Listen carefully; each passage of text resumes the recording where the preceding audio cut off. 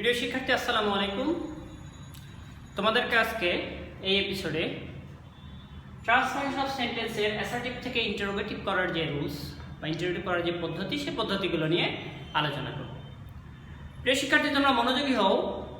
ষষ্ঠ, সপ্তম, অষ্টম, নবম এবং দশম শ্রেণীর শিক্ষার্থীরা, তোমাদের প্রায় সব পরীক্ষাতেই এই অ্যাসার্টিভ থেকে ইন্টারোগেটিভ করার একটি প্রশ্ন এসে থাকে এবং তোমাদের এটা করতে হয় এবং এটা খুবই গুরুত্বপূর্ণ। তোমরা মনোযোগী হবে। আমি আজকের এই ক্লাসে আশা করি তোমাদের এটা বুঝিয়ে দিতে সক্ষম হব। চলো ক্লাসে যাই। বাক্যের ফরম্যাট অনুযায়ী ইন্টারোগেটিভ সেন্টেন্সের গঠন হচ্ছে অবশ্যই সাবজেক্টের পূর্বে কি বসাতে হবে? অক্সিলারি ভার্ব বসাতে হবে। সাবজেক্টের পূর্বে অক্সিলারি ভার্ব বসাতে হবে। সেটা হচ্ছে ইন্টারোগেটিভ সেন্টেন্সের স্ট্রাকচার অনুযায়ী। তার মানে ইন্টারোগেটিভ সেন্টেন্সের স্ট্রাকচার হচ্ছে auxiliary verb plus subject plus others. অনেকে বলতে পারো প্রিন্সিপাল ভার্ব বসবে এখানে, তারপর আদার্স। অনেক বাক্যে প্রিন্সিপাল ভার্ব আসলে বসে না। হ্যাঁ, চলো সেটা নিয়ে আগে শুরু করি। সেটা হচ্ছে যদি তোমার অক্সিলারি ভার্ব বা সাহায্যকারী ভার্ব নিজে যখন প্রিন্সিপাল ভার্ব হিসেবে কাজ করে, তখন সেক্ষেত্রে দেখবা যে এখানে প্রিন্সিপাল ভার্ব বসে না। সেটা কিভাবে দেখো? একেবারে সহজ একটা বাক্য দিই, হি ইজ এ স্টুডেন্ট। এটাকে যদি তোমার ইন্টারোগেটিভ করতে বলে, সেক্ষেত্রে তোমাকে কি করতে হবে? ইজটাকে সামনে নিয়ে আসতে হবে। এর সাথে বাক্যটাকে হা বোধক হলে না বোধক করতে হবে। Isn't he a student. তো দেন শিক্ষার্থী দেখো, ইজেন্ট হি এ স্টুডেন্ট, এখানে তোমার কি প্রিন্সিপাল ভার্ব আছে? নাই। সুতরাং structure auxiliary verb, subject, others. বাকিটা আদার্সের ভিতরে তোমার প্রিন্সিপাল ভার্ব বসবে। ঠিক আছে, যদি থাকে। আর যদি না থাকে সেটা বলবে না। এখানে আরেকটা দেখো, আই হিকে করি, he has a red pen.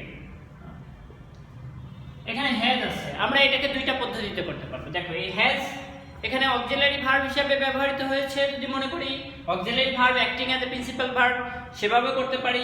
আবার এই হ্যাজকে যদি মনে করি না, হ্যাজ এখানে প্রিন্সিপাল ভার্ব প্লাস এর ভিতরে অক্সিলারি ভার্ব নিহিত আছে, দুইভাবেই করতে পারি। সেটা কিভাবে দেখো? তো আমরা যদি হ্যাজকে প্রথমে নিয়ে আসি, তাহলে আমরা এই একটা সূত্র দিয়ে করলাম, হ্যাজেন্ট হি এ রেড পেন। ওকে, আচ্ছা, এটা হচ্ছে একে আমরা অক্সিলারি, ডিরেক্ট অক্সিলারি ধরে নিলাম, অক্সিলারি প্রিন্সিপাল, সরাসরি অক্সিলারি প্রিন্সিপাল, মানে অক্সিলারি ভার্বটা প্রিন্সিপাল হিসেবে ব্যবহৃত হয়েছে। অন দ্য আদার হ্যান্ড, আমরা হিকে যদি এখন প্রিন্সিপাল ভার্ব ধরি, তাহলে এর ভিতরে একটা অক্সিলারি ভার্ব আছে। সেটা কি? হ্যাজ সমান সমান কি? Has equal to does plus had. এর প্রিন্সিপাল ফর্ম হচ্ছে, মূল ফর্ম হচ্ছে হ্যাড। সেক্ষেত্রে আমাকে কি করতে হবে? এটাকে যদি আমি ওই ফর্মেটে করতে চাই, তাহলে এটাকে আমাকে বসাতে হবে doesn't he have a red pen. প্রিয় শিক্ষার্থী, প্রত্যেকটা প্রিন্সিপাল ভার্বের ভিতরে একটা অক্সিলারি ভার্ব নিহিত থাকে। আর সেই সুপ্ত বা লুকায়িত অক্সিলারি ভার্বটা হচ্ছে ডু, ডাজ এবং ডিড। এটা তোমার এই চেহারা দেখে, দ্যাট মিন্স ভার্বের ফরমেশন দেখে তোমাকে ধরে নিতে হবে এর ভিতর ডু আছে, ডাজ আছে না ডিড আছে। আচ্ছা, চলো একটু এর পরে দেখি একটা প্রিন্সিপাল ভার্ব নিয়ে কাজ করে দেখি।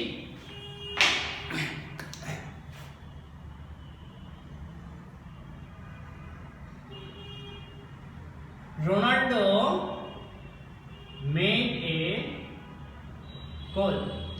আচ্ছা, এখানে কি আছে? মেড। তার মানে মেড ইকুয়াল টু কি? এটা তোমাকে আগে জানতে হবে। এই মেড এর ভিতরে একটা এই অক্সিলারি ভার্ব নিহিত আছে। সেই অক্সিলারি ভার্বটা কি? মেড ইকুয়াল টু হচ্ছে ডিড প্লাস মেক। এই দুটার সংযুক্তিতে এখানে মেড হয়েছে। তার মানে এখন তোমাকে এটাকে ইন্টারোগেটিভ করতে হলে কি করতে হবে? এই অক্সিলারি ভার্বকে তোমাকে সামনে নিয়ে আসতে হবে, ডিড। বাক্যটা হা বোধক হলে না বোধক করতে হবে, ডিডেন্ট।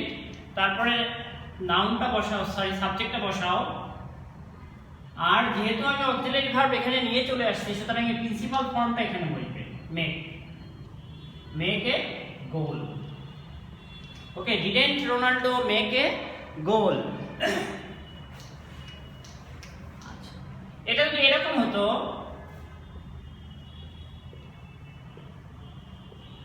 মেক্স এ গোল। এখন এর পাই এস আছে, এখন তোমার ফরমেশনটা হবে ডাজেন্ট রোনাল্ডো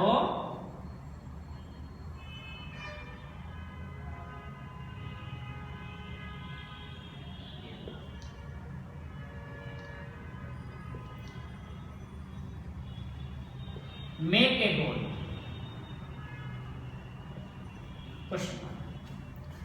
ওকে। তো মোটামুটি এটা বুঝতে পেরেছো যে সাহায্যকারী ভার্ব এবং প্রিন্সিপাল ভার্ব থাকলে কি হবে। আর যখন দুইটাই থাকবে, দেখো যে একটা বাক্যে সাহায্যকারী ভার্ব এবং প্রিন্সিপাল ভার্ব দুইটাই থাকতে পারে, সেই ক্ষেত্রে কি করতে হবে দেখো, they are watching TV। আচ্ছা, এখানে আমি একটা নট লাগাই দিলাম। যে বাক্যটা নেগেটিভ হয় তাহলে তোমাকে কি করতে হবে, সেই ক্ষেত্রে করবে কি, এই সাহায্যকারী ভার্বটা প্রথমে নিয়ে আসো। আর এটাকে আমরা বলেছিলাম বাক্যটা হা বোধক হলে না বোধক এবং না বোধক হলে হা বোধক করতে হবে, কিন্তু এখন দেখো এই বাক্যটাকে আর না বোধক করতে হবে না, কারণ বাক্যটা অলরেডি না বোধক আছে। তার মানে এই নটটা উঠে দাও, they are they watching TV. That means এখানে প্রিন্সিপাল ভার্ব, এখানে অক্সিলারি ভার্ব আছে। আমি অক্সিলারি ভার্বটাকে ধরে সাবজেক্টের আগে নিয়ে আসলাম এবং প্রিন্সিপাল ভার্বটা এখানে রেখে দিলাম, যে অবস্থায় আছে এই অবস্থায়। ঠিক এই ফরমেশনে তুমি এটা প্রয়োগ করবে। প্রিয় শিক্ষার্থী, এর পরবর্তী দেখো, যদি তোমার কোনো বাক্যে, বিশেষ করে কিছু বাক্যে কিছু শব্দ আছে যেগুলো নেগেটিভ, তোমরা চিনতে পারবে না, সেই শব্দগুলো ধরে তোমাকে করতে হবে ইন্টারোগেটিভ, সেগুলো পরিবর্তন করে। যেমন দেখো, যদি নেভার থাকে, নেভার বা নাথিং থাকে বাক্যের মাঝে, সেক্ষেত্রে নেভারের পরিবর্তে এভার বা অলওয়েজ বসাতে হয়, আর নাথিং থাকলে এনিথিং বসাতে হয়। যেমন দেখো, হি নেভার punishes me।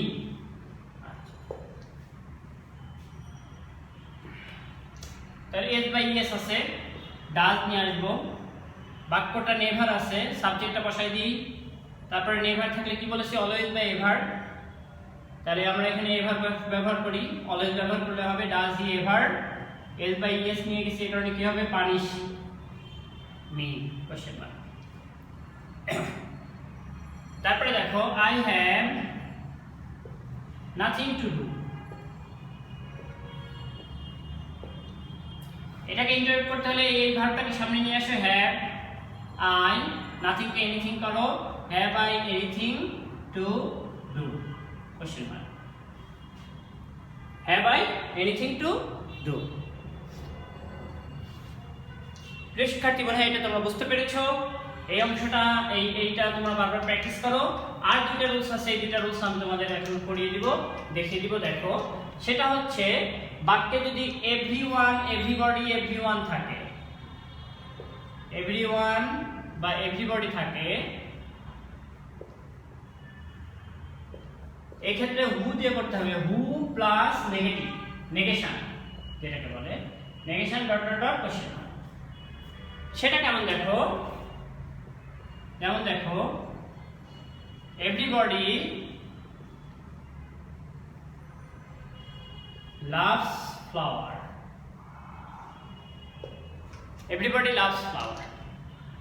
এটাকে যদি আমরা এখন ইন্ট্রোডিউস করি, তাহলে এভরিবডি পরিবর্তে বসাবো হু,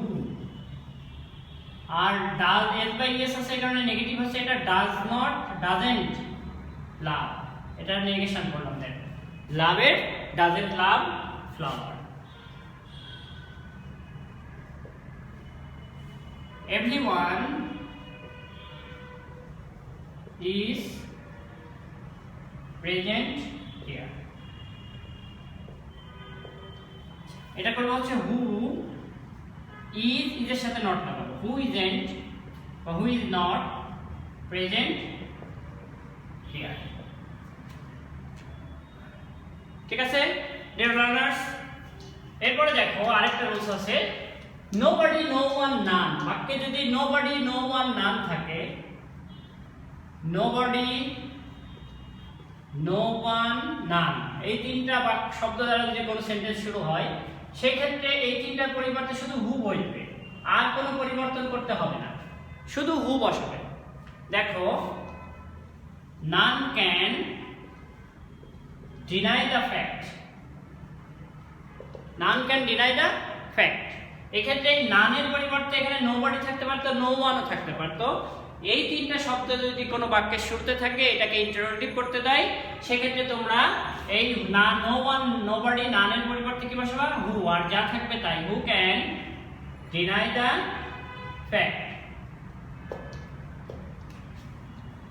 সো ডিয়ার লার্নার্স, তোমরা এগুলো প্র্যাকটিস করো, ভালো করে মনোযোগ দিয়ে দেখো। তোমাদের এক্সারসাইজ বুকে কিছু এক্সারসাইজ দেওয়া আছে, সেগুলো প্র্যাকটিস করো। আশা করি তোমরা ক্লিয়ার হয়েছো। আর যদি কোনো প্রশ্ন থাকে কমেন্টসে জানাও, আশা করি এগুলো সলভ দেওয়ার চেষ্টা করব। ধন্যবাদ। আগামী কোনো ক্লাসে আবার নতুন কোনো বিষয় নিয়ে কথা হবে। আল্লাহ হাফেজ।